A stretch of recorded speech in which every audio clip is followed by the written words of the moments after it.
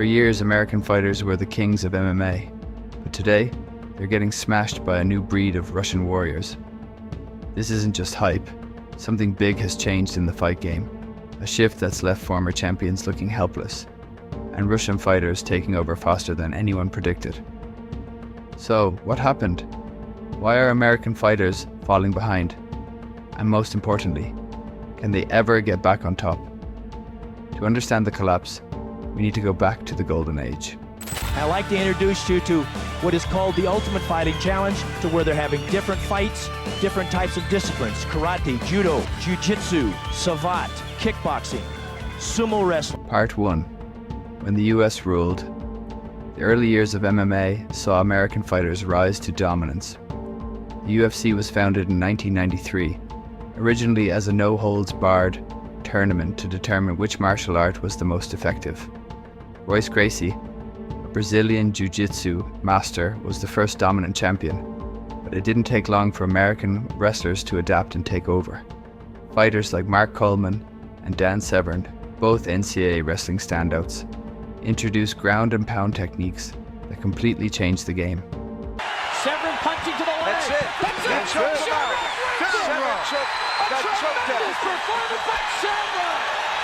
Wrestling-based fighters quickly became the dominant force in the sport. By 1997, Mark Coleman became the first ever UFC heavyweight champion under the newly implemented weight classes. The late 90s saw the emergence of American wrestlers like Randy Couture, who defeated Vitor Belfort at UFC 15 in 1997 and became one of the sport's first multi-division champions. By the early 2000s, American fighters completely ruled the sport. Chuck Liddell, Tito Ortiz, and Randy Couture became household names. Liddell's knockout power was unmatched, and he won the UFC light heavyweight title in 2005, knocking out Randy Couture in their legendary rematch at UFC 52. Like that. Oh, big look! But down goes Randy! Chuck trying to finish out! Chuck Liddell! This era marked the UFC's explosive growth, especially with the debut of The Ultimate Fighter in 2005. The show's finale featured the unforgettable fight between Forrest Griffin and Stephan Bonnar, a bout that is widely credited with sparking mainstream interest in MMA. Couture continued to solidify American dominance by winning and defending the UFC Heavyweight Championship multiple times, taking down fighters like Tim Sylvia at UFC 68 in 2007 and Gabriel Gonzaga at UFC 74 later that same year. As MMA grew, the era of pure wrestling and boxing-based fighters evolved into one dominated by athleticism. In 2008, Brock Lesnar, a former NCAA wrestling champion and WWE superstar, entered the UFC and quickly became one of the sport's most feared heavyweights. He captured the UFC Heavyweight Championship at UFC 91 in 2008 by defeating Randy Couture, and his presence led to record-breaking pay-per-view numbers. Meanwhile, Jon Jones was emerging as the most dominant light heavyweight in history. He captured the UFC light heavyweight title at UFC 128 in 2011 and went on to defend it against elite opponents such as Daniel Cormier, Lyoto Machida, and Rashad Evans. Today, I mean, you would swear he had a wrestling background, but there's the first shot.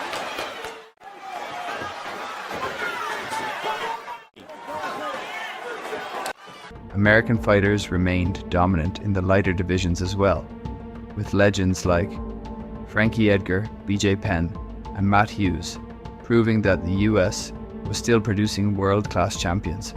However, by 2015, the cracks in American dominance started to show.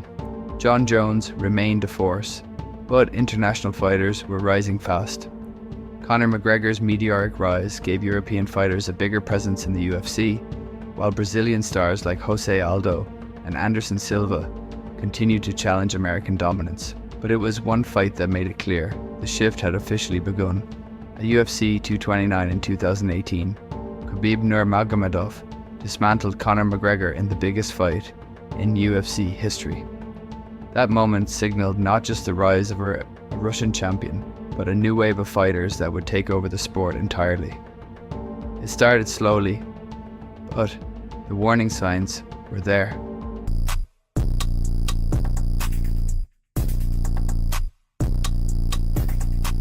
Part 2. The fall of American fighters. At first, the cracks were subtle. American champions were still headlining, but international fighters were creeping into the title picture. Anderson Silva embarrassed American legends with his elusive striking. Georges St-Pierre dominated American wrestlers at their own game. Jose Aldo made elite US featherweights look average. Fighters from outside the US were not only winning, but revolutionizing the sport in ways American fighters seemed unable to match. One of the biggest warning signs was the stagnation in fighting styles. American fighters, once at the cutting edge of MMA evolution, were now being outclassed by opponents with more diverse skill sets. Many US fighters relied heavily on boxing and wrestling, failing to integrate fluid striking and submission skills the way their international rivals were doing.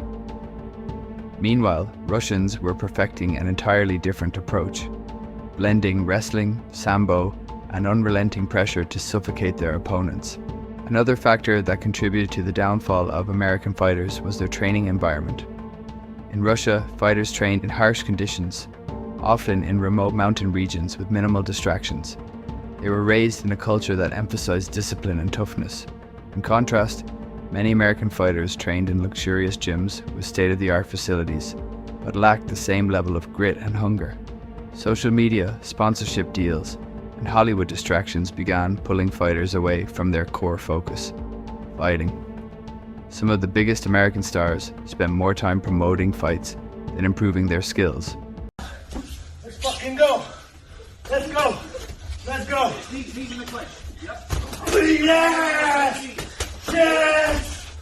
While their Russian counterparts remained singularly obsessed with dominance. The impact of this shift became undeniable when Khabib Nurmagomedov stepped into the octagon. He didn't just beat American fighters, he dismantled them.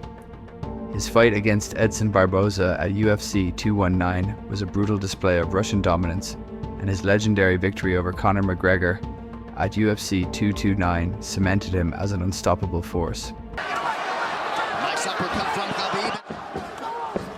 Ooh. In there tonight, and Ilia has proven that, and then some. After Khabib, the floodgates opened and more Russian fighters entered the UFC, following the same blueprint of relentless grappling and suffocating control. The decline of American fighters wasn't just technical, it was also mental. The new generation of US fighters seemed less resilient under pressure, often crumbling when faced with adversity. Russian fighters, on the other hand, were built differently. They fought as if their lives depended on it. They were patient, methodical, and ruthless. Their mindset was shaped by struggle, while many American fighters were growing comfortable with fame and wealth. By the early 2020s, the trend was impossible to ignore. More Russian fighters were climbing the rankings.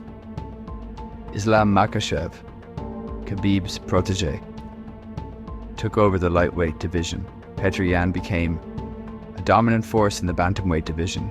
Heavyweight knockout artist Sergey Pavlovich showed terrifying potential. The old model of American dominance was no longer enough. Fighters relying solely on boxing and wrestling were getting left behind. Part 3. The rise no one could stop. At first, it was just one guy. Khabib Nurmagomedov. Undefeated, unstoppable, smashing every American fighter they put in front of him. But here's what no one realized. Khabib wasn't an anomaly. He was the first of an entire wave of Russian fighters trained in a completely different system.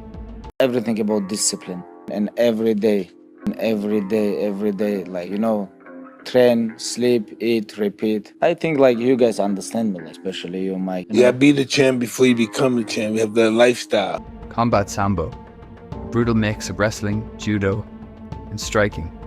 A fighting style designed for war. And once Khabib broke through, more Russians followed. And they weren't just winning, they were dominating. But what makes Combat Sambo so effective compared to traditional martial arts? Sambo, which originated in the Soviet Union in the 1920s, was developed as a practical hand-to-hand combat system for military and law enforcement. Unlike Brazilian Jiu-Jitsu, which focuses heavily on positional grappling and submissions from the ground, Sambo emphasizes both standing and ground combat, blending techniques from judo, wrestling, and striking. The aggressive nature of Sambo allows fighters to rapidly transition from striking to takedowns to submissions, creating a seamless and relentless offensive approach. Unlike Muay Thai, which prioritizes powerful kicks, elbows, and clinch work, Sambo fighters use dynamic takedown setups to neutralize strikers before they can establish a rhythm. While Muay Thai practitioners excel in standing battles, Sambo fighters dictate where the fight takes place, using throws and trips to bring their opponents to the ground. Compared to boxing, where the focus is on head movement, footwork, and punch combinations, Sambo fighters use a much broader range of attacks. While boxers rely solely on their hands, Sambo-trained fighters incorporate takedowns, leg locks, and body locks, making them far more versatile in an MMA setting.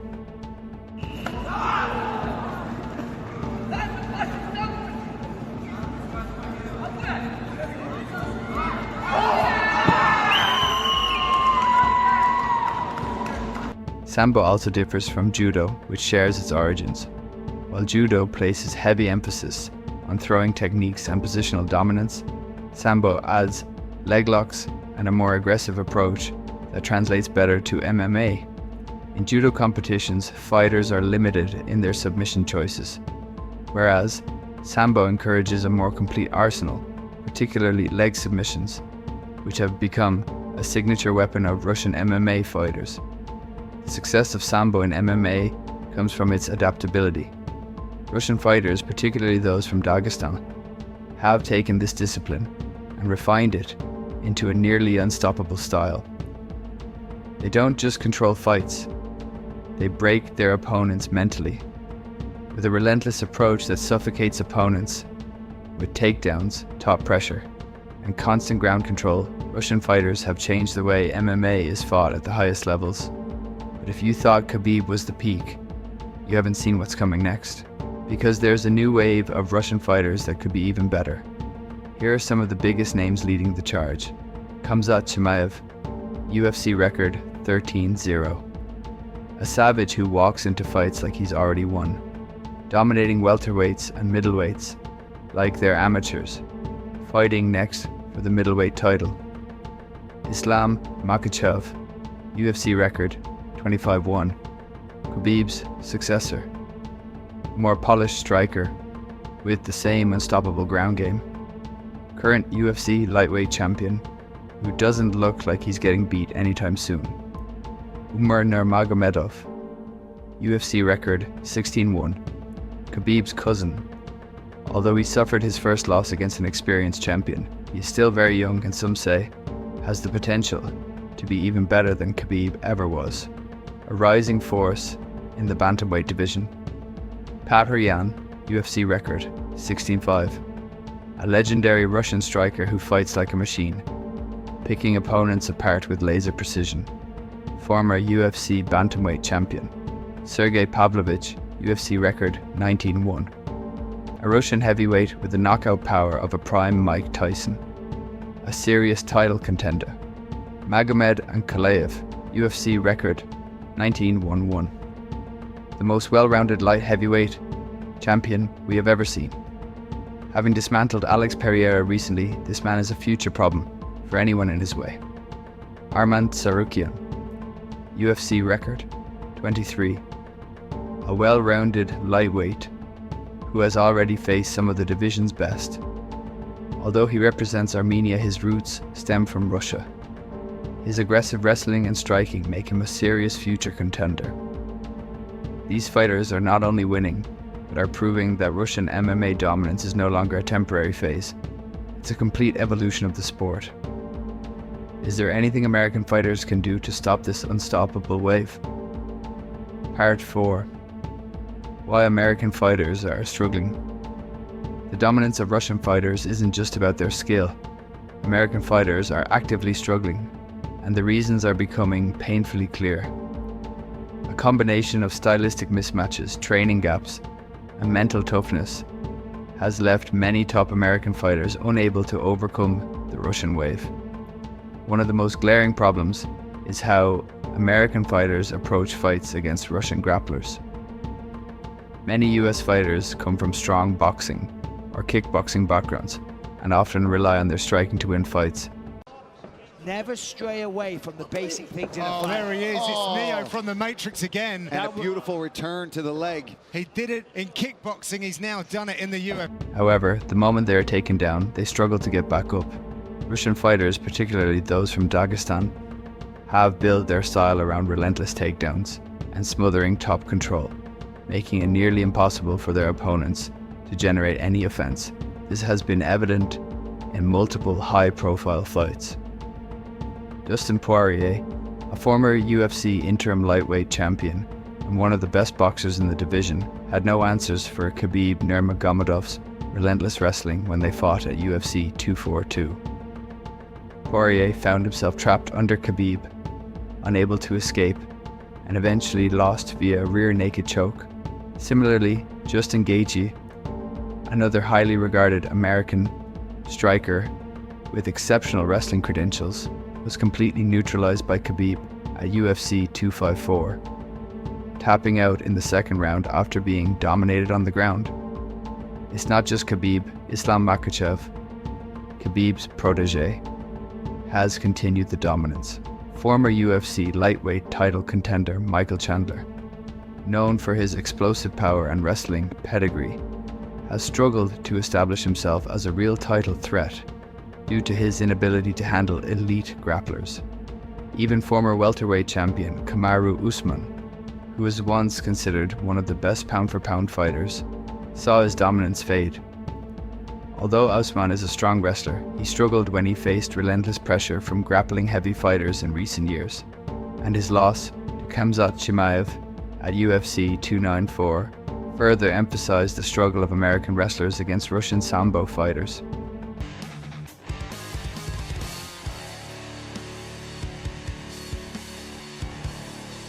The issue isn't just physical, it's mental as well.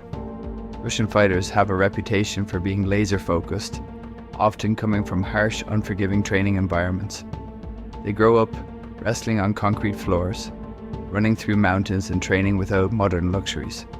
This builds an unmatched level of mental toughness. Meanwhile, many American fighters train in state-of-the-art facilities, balancing social media fame and sponsorship deals with their fight camps. The difference in hunger and discipline is becoming more apparent with every fight. Additionally, Russian fighters don't just excel in grappling. They've begun to master striking as well. Fighters like Petr Yan and Magomed Ankalaev have shown that Russian fighters are evolving beyond their wrestling roots, adopting elite striking techniques while maintaining their grappling dominance. This has left many American fighters with no clear path to victory. The recent struggles of top American fighters against Russians are not isolated incidents. The pattern is clear. Fighters who cannot defend the takedown or adapt to the relentless pressure game will continue to fall short.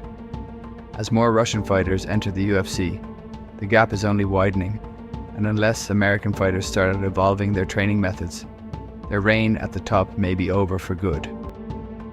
Part 5.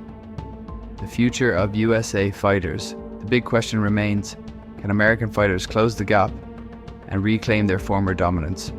Right now, the answer is far from promising. While there is a potential bright spot in Bo Nickel, a highly decorated NCAA wrestling champion with an undefeated MMA record, he still has a long way to go. Nickel's wrestling pedigree is elite, but he hasn't faced the level of competition that would truly test his ability against Russian grapplers. While his takedown game and athleticism are impressive, it's unclear if he has the striking and submission defense to handle someone like Islam Makhachev or a rising Russian welterweight. As of now, he is more of a promising prospect than an actual solution to the problem. The reality is that, at this moment, there doesn't seem to be any American fighter capable of truly challenging the Russians. The American system is no longer producing the type of fighters needed to counter the Russian style, and the gap is only widening. However, While American fighters struggle, there are two men emerging from other countries who look like they could be legitimate threats to Russian dominance. Merab, Dvalishvili, and Ilia Topuria, both from Georgia.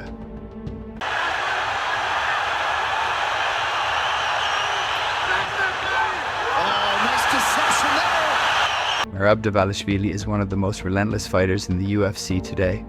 His cardio is otherworldly, and his wrestling-heavy approach resembles the Russian style. Unlike many American fighters, he doesn't fade in later rounds. He gets stronger. He outworked former champion Petr Yan, a Russian fighter himself, proving that he has what it takes to beat the very best. His ability to push an absurd pace and mix striking with relentless takedowns makes him one of the few fighters who can match Russian pressure with equal intensity. Then there's Ilia Topuria, a rising featherweight contender, who possesses the perfect blend of elite striking, submission skills, and wrestling. Unlike many strikers who struggle against grapplers, Topuria has proven he can handle himself on the ground, submitting high-level black belts while showcasing one-shot knockout power. His fight IQ and well-rounded skill set make him one of the few fighters in the UFC who doesn't seem to have any glaring weaknesses, something that is crucial when facing Russian opponents who exploit any hole in an opponent's game. Those body shots have now officially set up the headshot. It's all over. That's it. Walk-off KO for Ilia chopped him down like. While these two Georgian fighters are making a strong case for themselves, the rest of the world is still playing catch-up. If American fighters want to reclaim their throne, they need to evolve fast. The blueprint is there. They must improve their ability to defend and counter Russian-style wrestling, while integrating a more relentless approach to fighting. Without that, their days of dominance in MMA might truly be over. One thing is clear: this isn't just about one fighter. Russian MMA has changed the sport forever. American fighters need to evolve, or they might never take back the throne. However, hope may not come from America at all. Fighters like Merab Dvalishvili and Ilia Topuria may be the dark horses who finally bring an end to Russian dominance. But at the end of the day, what really matters is what you think. Will American fighters reclaim dominance? Is there an upcoming fighter that you believe can challenge the Russians? Or is Russian MMA simply the future of the UFC? Drop your thoughts in the comments below. I want to hear your take. If you enjoyed this video, don't forget to like and subscribe. I try to bring you the best short documentaries that keep you entertained, and they're not easy to make, so your support means everything. Thanks for watching, and I'll see you next time.